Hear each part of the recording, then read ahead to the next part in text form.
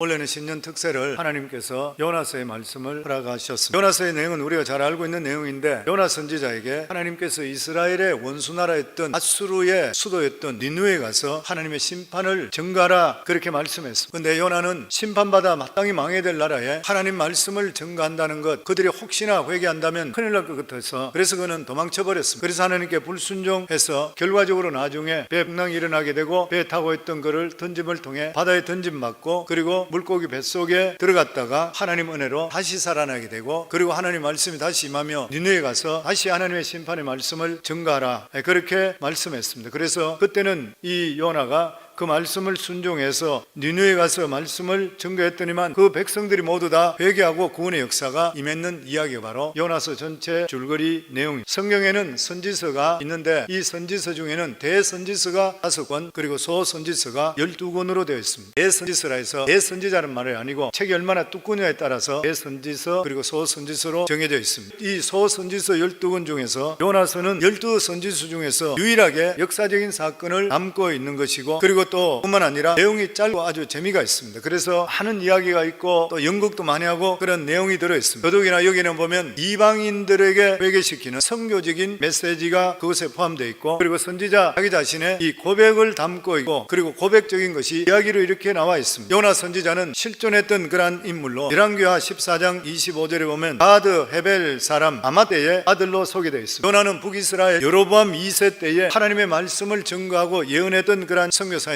그때 그가 예언하기를 북이스라엘의 영토가 가장 왕성하게 확장될 것이라, 하맛 어기부터 아라바 사해 바다까지 확장될 것이고 엄청스럽게 하나님의 복이 임할 것이라 했는데, 실제적으로 여로보암 2세 때가 이 북이스라엘에 가장 왕성하게 일어났던 그러한 한 해가 되었습니다. 이 여로보암 2세 왕 때에 이스라엘은 물질적으로는 엄청스럽게 번성했지만 신앙적으로는 타락할 대로 타락해버려서 하나님의 진노의 심판을 피할 수가 없게 되었던 그러한 상태였었습니다. 이때 하나님께서는 이들이 회개하지 않을 때에 요나 선자를 강권적으로 북이스라엘의 가장 자기들이 미워하는 원수나라 앗수르 니느웨를 보내면서 그들이 하나님 말씀을 통해 회개하는 것을 보고 나서 이 이스라엘 백성들이 타락했다 하더라도 원수들이고 악한 자도 회개시켜서 구원해 주신 하나님이니까 다시 그들이 믿음으로 돌아오게 될 때는 얼마든지 살 수 있다는 것을 교훈해 주시기 원했던 것입니다. 이스라엘 백성들은 물질적으로 크게 성공하고 나서 물질의 눈이 어두워서 마음이 교만해지고 하나님께 돌아오지를 않음을 통해 결과적으로 앗수르를 해서 이 지구상에서 나라가 완전히 멸절돼 버리고 없어져 버렸던 그러한 역사가 있는 것이, 요나가 하나님의 말씀하신 니느웨에게 말씀을 전하는 이러한 말씀을 불순종하고 지구 끝이라 생각했던 그 당시에 스페인에 있는 아시스까지 도망가려고 했던 것은 이 니느웨 사람들 앗수르는 자기 이스라엘뿐만 아니라 주변의 여러 민족들에게 정말 못할 짓을 많이 했던 그러한 나라였습니다. 지금으로 따진다면 깡패 중에 아주 악질적인 그러한 깡패 나라였습니다. 제국인데도 불구하고 다른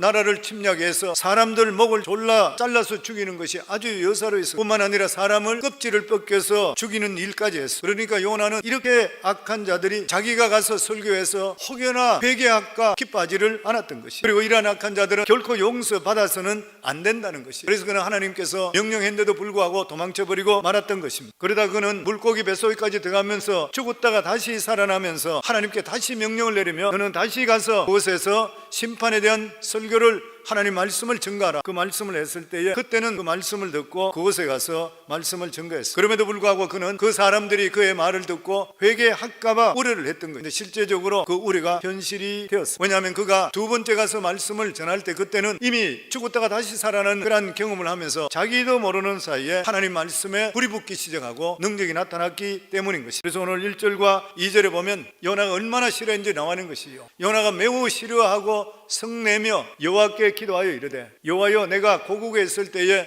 이러하겠다고 말씀하지 아니하였나이까? 그러므로 내가 빨리 다시스로 도망하여 싸우니 주께서는 은혜로우시고 자비로우시며 노하기를 더디하시며 인애가 크시사 뜻을 돌이켜 재앙을 내리지 아니하시는 하나님이신 줄을 내가 알았음이니이다. 내가 왜 그쪽에 니느웨에 가지 않았냐면 하나님께서 말씀을 선포하라 그런 것은 그 사람들에 대해서 용서할 마음이 있기 때문에 그런데 그 사람들은 결국 망해야 되지 절대 용서받아서는 안 된다는 걸 내가 알고 있고, 왜냐하면 하나님께서는 원래가 은혜로우시고 자비로우시고 노하기 원하기를 더디하시고 인애가 커서 뜻을 돌이켜 재앙을 내리시지 않는 분인 줄 내가 알기 때문에 내가 안 가려고 그랬습니다. 그래서 그는 다시스로 도망쳐 버렸던 것이요. 결국 나중에 그가 다시 니느웨에 가서 설교하기는 했지만 본심으로는 그들이 구원받는 것을 원하지를 않았습니다. 이 요나의 상식은 어떤 상식이었냐면은 인과응보적인 사고를 가지고 있었던 것이에요. 그래서 그는 큰 죄를 지은 자는 너무 쉽게 회개해서는 안 된다는 것이에요. 자기에 대한 응당의 대가를 받아야 된다 생각했어요. 그럼에도 불구하고 하나님께서는 강권적으로 요나 마음에 이 악한 마음을 누르게 하시고 하나님의 뜻을 이루셨습니다. 우리가 이것을 보면서 알 수 있는 것이 뭐냐면 어떤 사람이 아무리 위대한 하나님의 일을 했다 하더라도 그것은 그 사람 스스로 한 일이 아닌 것이에요. 하나님께서 그를 크게 불러서서 사용했는 것이지 사람 마음속에 깊은 마음속에는 모두가 다 이기심을 다 가지고 있는 것이고 이기적인 본성을 다 가지고 있는 것이고 악한 마음을 다 가지고 자리 잡고 있다고 하는 것이에요. 그래서 성도는 우리가 사람을 통해서 어떤 목회자를 통해서 누구를 통해서 큰 부흥이 일어났다 그러면은 하나님을 높여야 되는 것이지 마치 그 사람이 부흥을 일으키는 것인 양